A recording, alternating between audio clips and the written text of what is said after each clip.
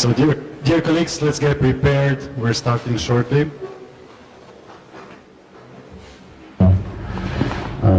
You might need headphones, Excellencies. Thank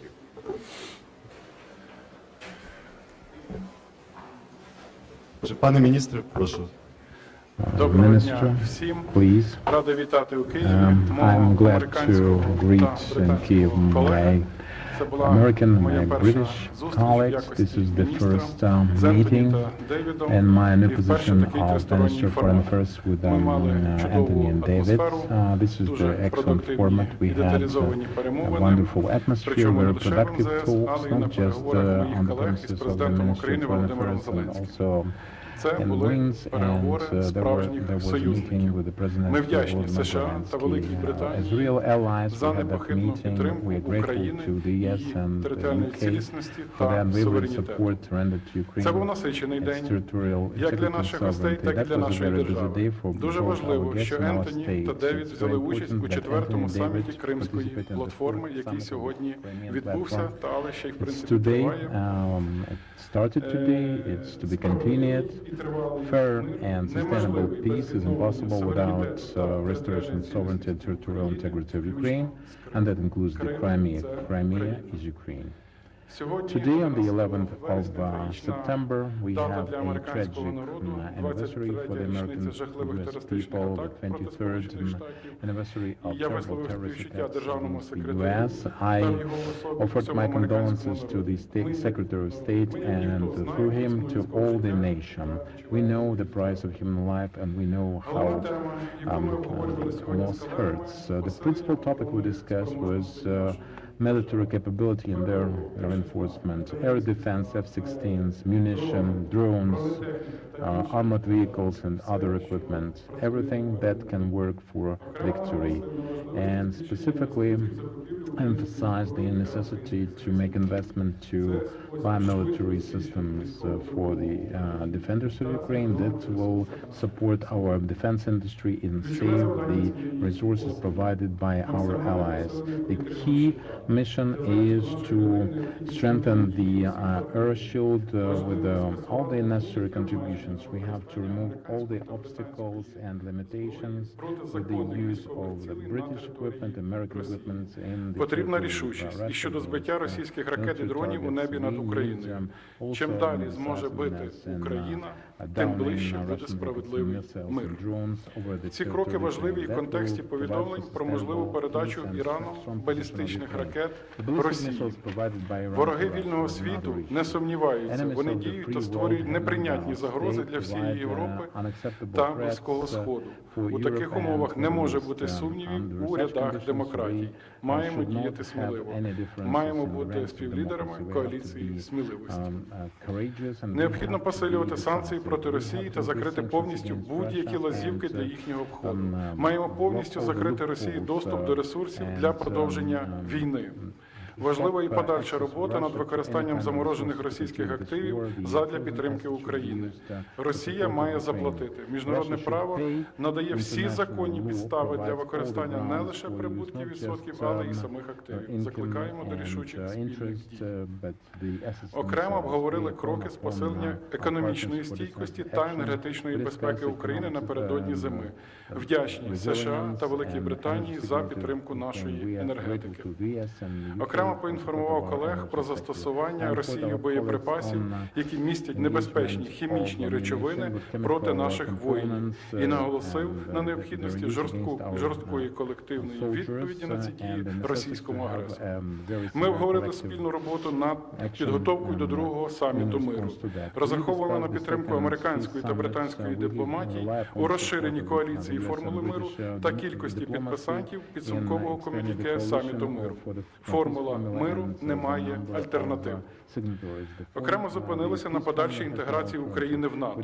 Цей курс для нас залишається і є пріоритетним та незмінним. Потребуємо історичних рішень на шляху, історичних та швидких рішень на шляху до вступу України в Альянс. Членство України в НАТО – це необхідна умова для міцного та довгострокового миру в Європі. Насамкінець хочу відзначити дуже високий рівень обізнаності наших партнерів партнерів і ситуацію в to Україні say та повне that розуміння, що перемога України в війні є observed high необхідною умовою awareness among для our мирного partners and майбутнього the Європи recognition та of усього the світу. fact that peace Дякуємо and нашим victory in найближчим Ukraine союзникам are за part and лідерство у parcel and підтримці proof of України. the future День growth був and дійсно of the насиченим і world. This has продуктивним, і been a very передаю busy слово day. своєму Now I'm американському колезі. turning it over to Antony Blinken. Andre, thank you very, very much. And thank you for your hospitality today, but also thank you for the very good work we've been able to do today. I was very pleased as well with David Lammy to be able to spend time with President Zelensky and other colleagues. And the Foreign Secretary and I came to Ukraine today to really hear from our partners how we can continue to work together to help Ukraine defend its people, defend its territory through the fall fighting season into the winter as Putin continues his vicious war of aggression. And also how to continue to set up Ukraine for success as a strong, independent country for the long term. We're going to take what we learned back to President Biden in my case and the Prime Minister in David's case. The two of them will meet in just a few days' time in Washington to discuss how our countries will continue to support Ukraine. And we'll also use what we learned to further rally support among many countries that are behind Ukraine. We'll be at the UN General Assembly in just a couple of weeks' time. We'll be meeting with many allies and partners as well who are in NATO, the G7, the compact of states that have signed bilateral security agreements with Ukraine. All of this is happening in the coming weeks. It's important that the Ukrainian people continue to hear directly from us. We remain fully committed to Ukraine's victory, to not only ensuring that Ukraine can defend itself today, but can stand on its own feet strongly, militarily, economically, democratically, for many, many days ahead, to securing the path the Ukrainian people have chosen toward greater integration in the Euro-Atlantic community, including the European Union and NATO, to getting a just and lasting peace. The bottom line is this: we want Ukraine to win, and we're fully committed to keep marshaling the support that it needs for its brave defenders and citizens to do just that. Now, support for Ukraine will endure because it doesn't depend on any one country, any one party, any one election. Here today, the United States, the United Kingdom are united in support of Ukraine and its success. But we're united along with dozens of other countries, including the enduring coalition of more than 50 countries that have provided more than $100 billion in security aid to Ukraine since February of 2022 and continue to materially support Ukraine today. Our message, our collective message to Putin is clear. Our support will not wane. Our unity will not break. Putin will not outlast the coalition of countries committed to Ukraine's success, and he is certainly not going to outlast the Ukrainian people. They've never wavered in their belief that they, and they alone, will decide their future. Now, we have challenging moments. This is a challenging moment as well, with an expansion of attacks from Russia, pummeling Ukrainian cities, citizens, infrastructure, with monstrous brutality. And now Putin's further empowering his aggression with the acquisition of Iranian ballistic missiles. So, we're working with urgency to continue to ensure that Ukraine has what it needs to effectively defend itself.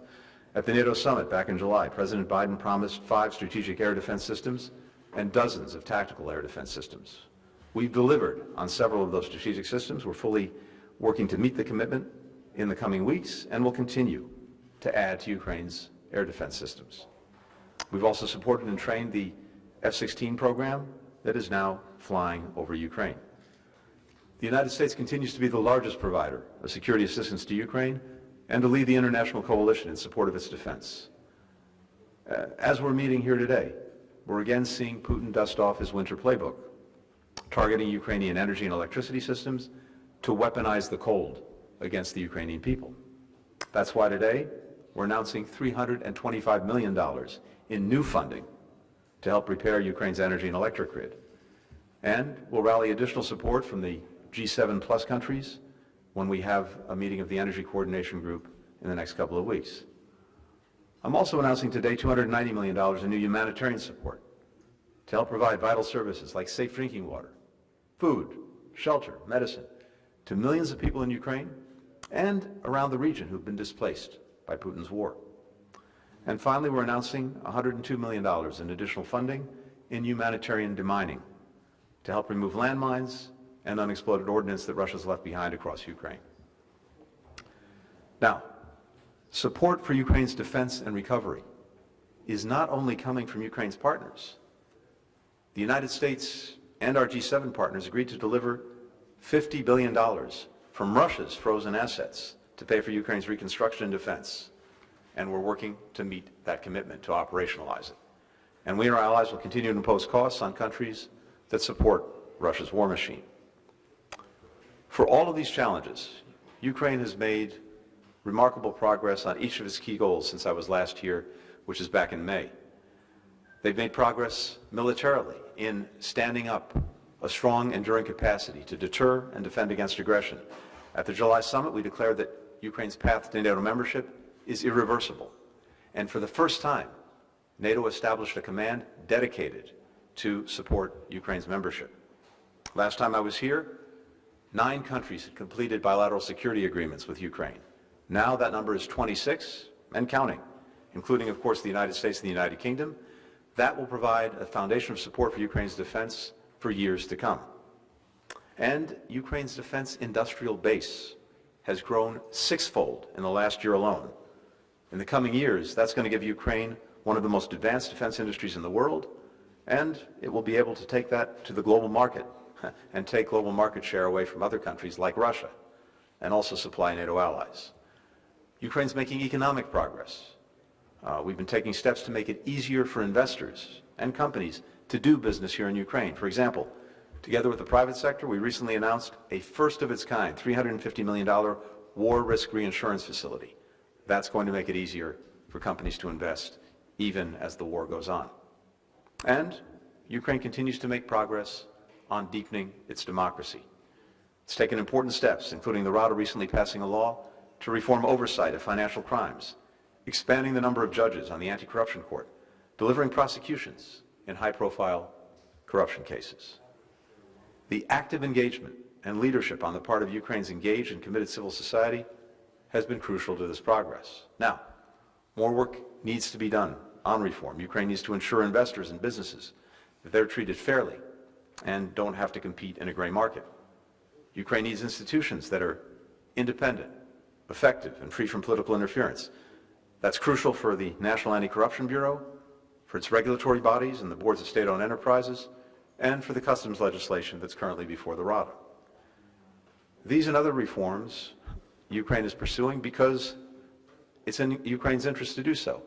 It's what the Ukrainian people want. It's also essential as Ukraine moves down the path to the European Union and to NATO. The enduring commitment of the Ukrainian people is one of the main reasons that we're confident Ukraine will keep moving forward.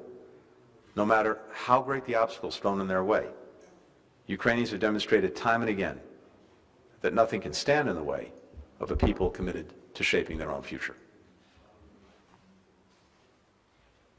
Well, thank you, Antony, for welcoming me here to Kyiv. And thank you, Tony, for joining me on this important and historic visit. I last visited in May, and I return today at a vital time because we are united in our ironclad support for Ukraine. For 2.5 years, you have bravely and fiercely defended yourselves against Russia's full-scale invasion. But as we heard today, Putin's ugly attempts to restore the Russian Empire began much earlier, with the illegal annexation of Crimea 10 years ago. Putin claims he wishes to liberate Ukrainian civilians, but he denies the right of their nation to exist. He has sent in tanks and soldiers to enforce his diktat, and he inflicts horrors on Crimea and other regions of Ukraine under the Russian yoke, with stories of forced disappearances, sinister re-education camps, and torture. Putin's barbaric actions are the latest example of a very old and evil story. One of my ancestors was taken from their home, enslaved, chained on a ship, and forced to work for the profit of a foreign empire. He knew only too well what imperialism was. No act of authoritarianism is ever exactly the same. But 80 years after Stalin deported the Crimean Tatars, 240 years after Catherine the Great annexed Crimea, Putin has revealed the same arrogance, the same greed, the same disdain for the rights of other individuals and nations. This is imperialism, this is fascism. And this week we have been reminded of how other authoritarian regimes are aiding Putin, with Iran going even further in support for Moscow by providing ballistic missiles, a significant and dangerous escalation. Britain and the US and our partners have responded quickly to Tehran's undermining of global security. Britain has sanctioned Iranian officials and entities, as well as Russian entities and cargo ships involved in the transfer of weapons. And together we've restricted Iran's air flights to Europe. This response is in keeping with our commitment to remain Ukraine's staunchest friend.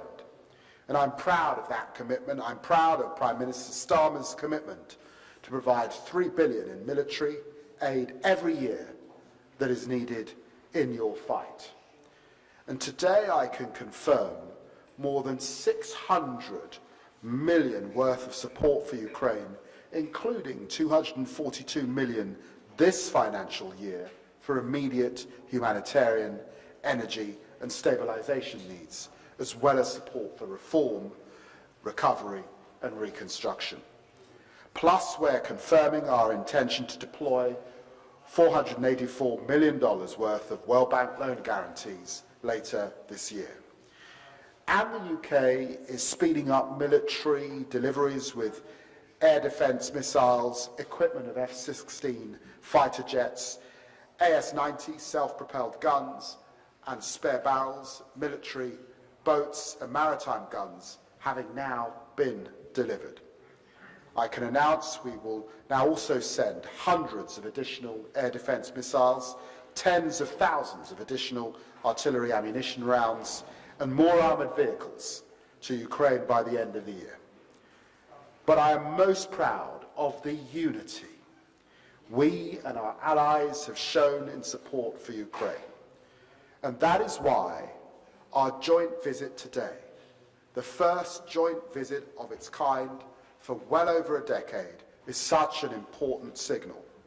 Together, Britain and our allies are united in our commitment to Ukraine, to freedom, to victory, because we both recognize what is at stake here, not just the liberty of Ukraine, but the security of Europe and the security of the West, and indeed the very principles that underpin the UN Charter, on which rests the international order as it stands, which has brought peace and prosperity to so many. It's good to be with here. It's good to stand with you. Thank you very much. Thank you, Excellencies. We'll now take a few questions, starting with Michael Birnbaum from WAPO. I only have one microphone, so. Thanks very much. Michael Birnbaum from the Washington Post. Mr. Secretary, Mr. Foreign Secretary, question about ATACMS. How, and long-range missiles, Storm Shadows, How worried are you at this point about managing escalation with Russia, based on your conversations today? And does the Ukrainian desire to use attack and Storm Shadow's long-range missiles against the Kerch Bridge that connects Crimea to mainland Russia make sense to you strategically? And what's your personal view of whether Ukraine needs this long-range capability of striking into Russian territory, especially now that, as you say, Iran has facilitated Russia's ability to strike more deeply into Ukraine? And Mr. Foreign Minister, former President Donald Trump was asked a couple times last night at the debate whether he was committed to Ukrainian victory. He said he wanted the war to end as quickly as possible, but he didn't say yes to victory. I wanted to ask what you made of that and what kind of plans you are making in case there is a change in U.S. policy sometime soon. Thanks a lot. Michael, thank you very much. I'm happy to start. First, we had a very good discussion today with the Foreign Minister, with President Zelensky, with this whole team about the situation on the battlefield, Ukraine's objectives, and what it needs to succeed going forward. And among other things, we discussed long-range fires, but a number of other things as well. And as I said at the outset, I'm going to take that discussion back to Washington to brief the President on what I heard. I know that David's doing the same. And both of our bosses, no doubt, will discuss this when they meet later this week, actually on Friday, in Washington. Just speaking for the United States, from day one, as you've heard me say, we have adjusted and adapted as needs have changed, as the battlefield has changed, and I have no doubt that we'll continue to do that as this evolves. You referenced escalation. Of course, that's one of the factors that we always consider, but it's certainly not the only factor, and it's not necessarily a dispositive factor. We have provided, as you know, extraordinary support to Ukraine over these more than 2 years. Not just training, not just money, but among our most sophisticated weapon systems. Again, tied to what their needs are, tied to what can make them most effective. And I think the track record is there. We're determined to ensure that they have what they need to succeed. And when it comes to escalation, you made the point yourself. We've seen Russia now pursue and indeed escalate its attacks inside Ukraine on civilians, on energy infrastructure, as well as on the Ukrainian military that's defending its country. And we've now seen this action of Russia acquiring ballistic missiles from Iran, which will further empower their aggression in Ukraine. So if anyone is taking escalatory action, it would appear to be Mr. Putin and Russia. I'll leave specific targets and questions for the experts. And of course, I don't have personal views. I have professional views in my capacity as Secretary of State. And I'll be sharing what we've learned on this trip with the President in the coming days. The escalator here is Putin.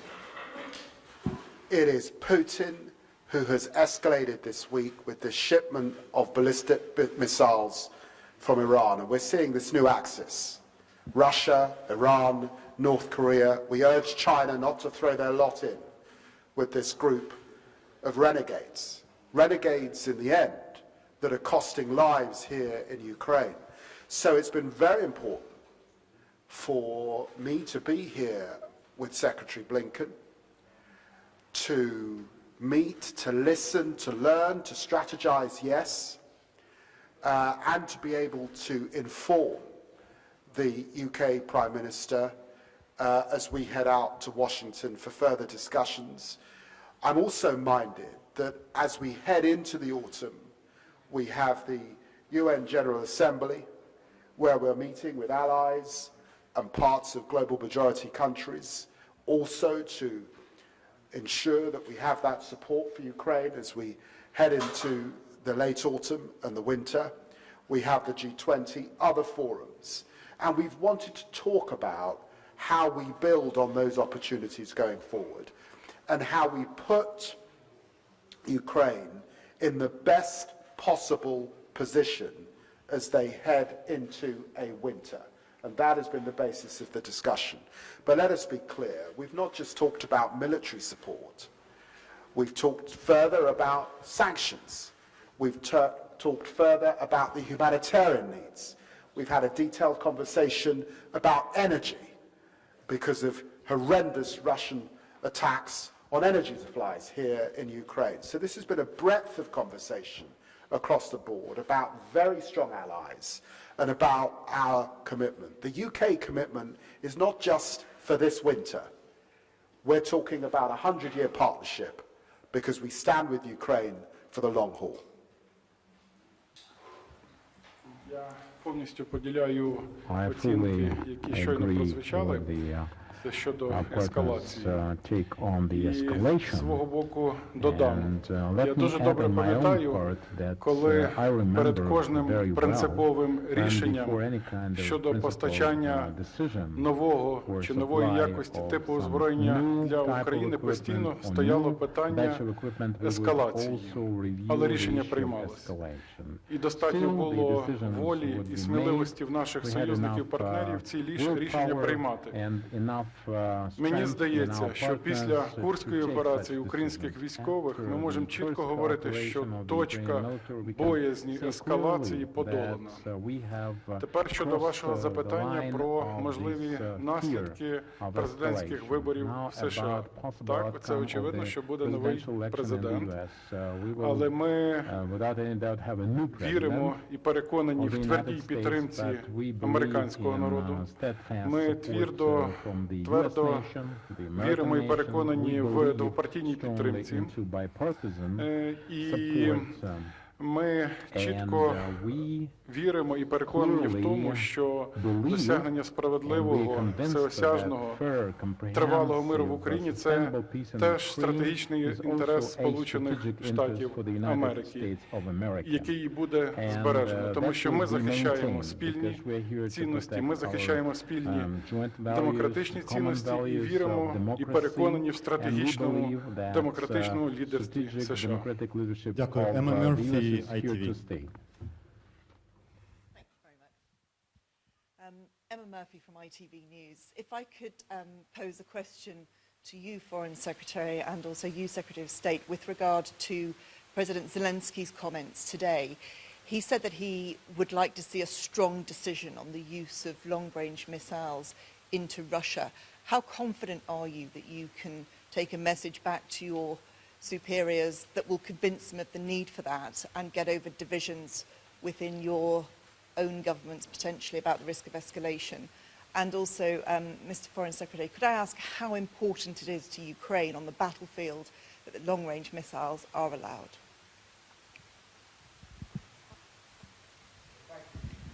Question. We've had detailed conversations today with President Zelensky.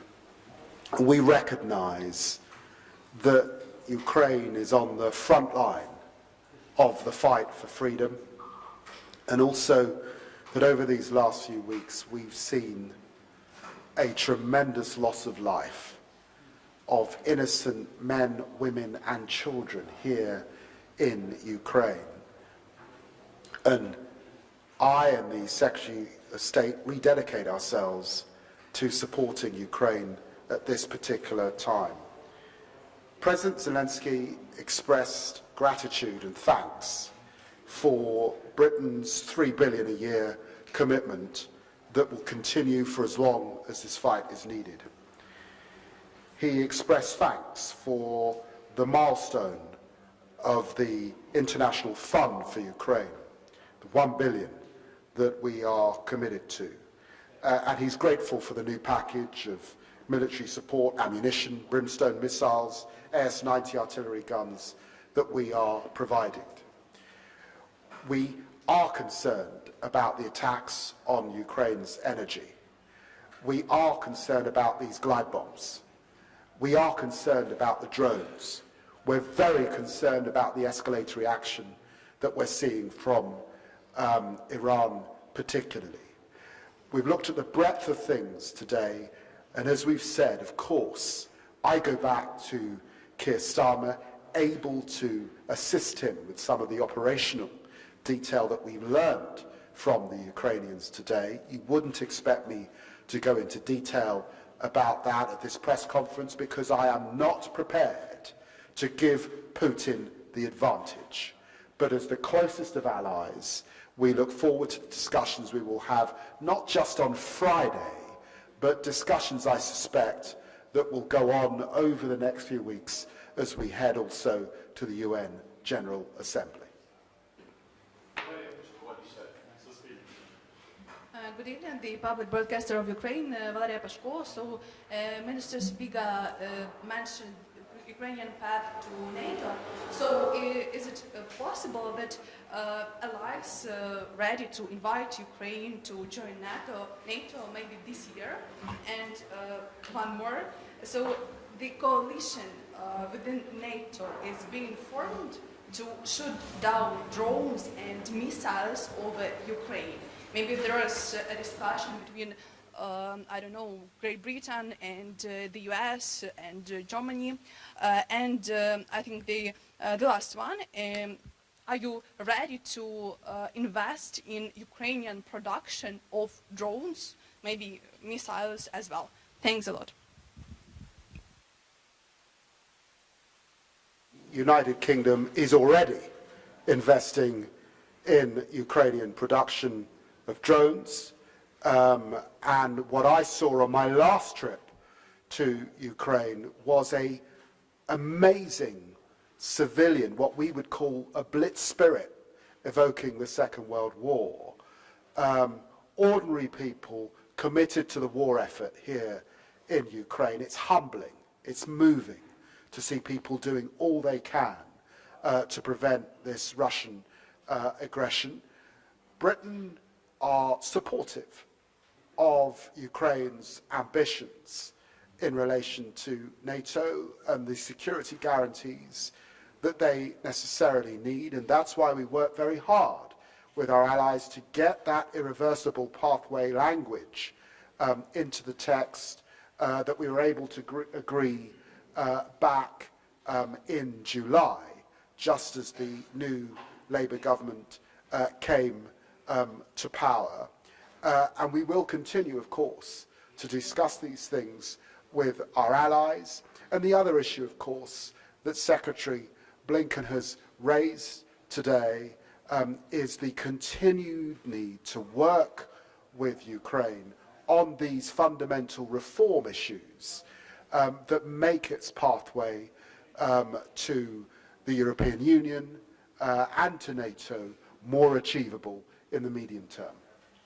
And really just to reiterate what the Foreign Secretary said, NATO allies came together, made clear that Ukraine's path to NATO is irreversible, and now Ukraine is moving down that path. I mentioned a few moments ago that for the first time in NATO's history, it has stood up a dedicated command whose purpose is to help NATO move down the path to membership, and that command is up and running. And we have a representative here in Ukraine. So all of that is moving forward. And it's important that as that moves forward, Ukraine continue to move forward on the necessary reforms. But we see that on track and moving forward. With regard to the defense industrial base, I mentioned as well a moment ago, Ukraine's defense industrial base has increased 6 times over the last couple of years. That's the result of tremendous investment that a number of us have made. I think what's so important about that is that it also sets up Ukraine for the long term, because one measure of success, one measure of Ukraine's success is going to be its capacity to stand strongly on its own feet militarily as well as economically and democratically. And militarily, these investments in the defense industrial base, the production of what it needs to defend itself, not just today, but for many years to come, is the best way to guarantee that there's not a repeat of Russian aggression, that Ukraine has the capacity to deter aggression and, if necessary, to defend against it. we're also taking steps besides making direct investments ourselves, as Foreign Secretary alluded to. We're also trying to make it easier for the private sector to do more in Ukraine, even in the midst of the Russian aggression. Some of the risk insurance is critical to that, and we've set up a facility to do that. I think companies around the world see Ukraine as a very attractive place for investment, even with the ongoing aggression, because of Ukrainian capacity. And that includes the Defense Industrial Base. Deputy Secretary of State Verma was just here a few days ago, bringing members of the American private sector with him, including from the defense industry, and we expect things to come out of that. So all of this is moving forward. And again, I just want to emphasize, there are two goals in mind. Make sure that Ukraine has what it needs now to deal with the ongoing Russian aggression, but also make sure that it has what it needs to have an enduring success, to be a strong, independent country, increasingly integrated with the institutions of the Euro-Atlantic community, including the European Union and including NATO. Я теж прокоментую ваше запитання. Like to comment your question as to the necessity to shoot down Russian missiles and drones over Ukraine. Вже є непоодинокі випадки порушення російськими об'єктами повітряного простору сусідніх країн НАТО. Ми вважаємо, що Росія тим самим тестує і рішучість, і єдність НАТО, тому має бути тверда, рішуча відповідь спільна союзників на такі провокативні і ескалаційні дії росіян, які все частіше б'ють по об'єктах близько до кордону НАТО, по об'єктах, які поруч знаходяться з ядерними станціями України, почали бити і по наших підземних сховищах, які дуже близько знаходяться до західного кордону. Нагадаю, що у нашій безпековій угоді, яку підписав президент Зеленський з Туском, є пункт, в якому передбачається практична фаза консультацій між союзниками щодо вивчення можливості збиття ракет на територію України. І ми вважаємо, що це би був гідний і правильний крок. На цьому напрямку сьогодні я мав розмову з генеральним секретарем НАТО, і я йому подякував за його публічну тверду позицію щодо такого рішення. Друге, ви запитували про наш шлях і швидкість до НАТО. Я дозволю собі поділитися спогадами. Я був поруч з Зеленським в бункері після 24 числа. І на другий день президент Зеленський прийняв рішення подати офіційну заявку стати асоційованим членом Європейського Союзу. Це, щоб ви просто розуміли логіку і той дух, який панував. Російські війська в цей час стояли під Києвом. Лунала канонада. Але з тих стратегічних розумінь таке рішення було прийнято. На четвертий день ми підготували необхідні документи в дуже вузькому форматі і подали цю заявку. Через півроку ми отримали цей статус, виконавши по дорозі необхідне домашнє завдання і необхідні вимоги. Тому ми потребуємо і швидких, і історичних рішень щодо наближення України, щодо наближення членства України в НАТО. Якщо буде така політична воля, ми готові сьогодні стати членом НАТО. Thank you.